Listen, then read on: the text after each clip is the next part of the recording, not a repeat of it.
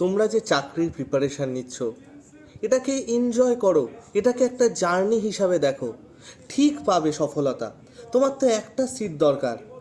হেনা তেনা এসব কথাবার্তা যারা বলে তাদের থেকে দূরে থাকো ভাই, ঠিক আছে? একদম পুরো বাজে কথা এগুলো। পরিষ্কার কয়েকটা কথা বলে রাখি, শোনো, চাকরি যদি না পাও কোথাও সম্মান পাবে না, না বাড়িতে না বাড়ির বাইরে। তো সম্মান পাওয়ার জন্য কি করতে হবে? চাকরি পেতে হবে। চাকরি পেতে কি করতে হবে? পড়াশুনো করতে হবে। পড়াশুনো করার জন্য কি দরকার? তিনটে জিনিস দরকার: ভালো কন্টেন্ট, ভালো পিওয়াইকিউ এবং ভালো গাইডেন্স।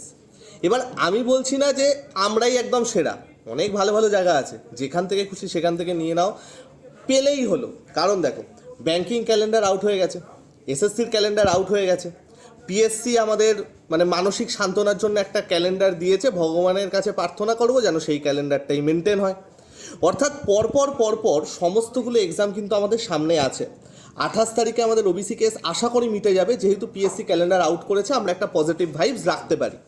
তো ভাই, যারা অনেক দিন ধরে একটা দোনমনায় ছিলে বা যারা অনেক দিন ধরে একটা প্রিপারেশানের মাঝখানে ছিলে, তাদের জন্য এটা কিন্তু খুব প্রাইম একটা টাইম। কারণ এইবার তোমার কাছে তুমি কোশ্চেন করো যে তুমি কতটা প্রিপেয়ার।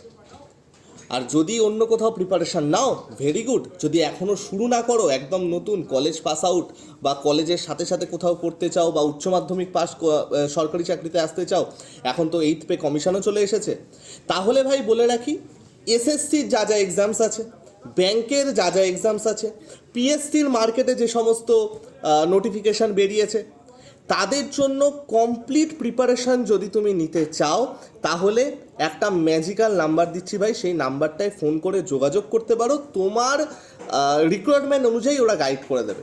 নাম্বারটা কি স্ক্রিনে দেখতে পাচ্ছ, আমি তাও বলে দিচ্ছি: 8130209247। ঠিক আছে?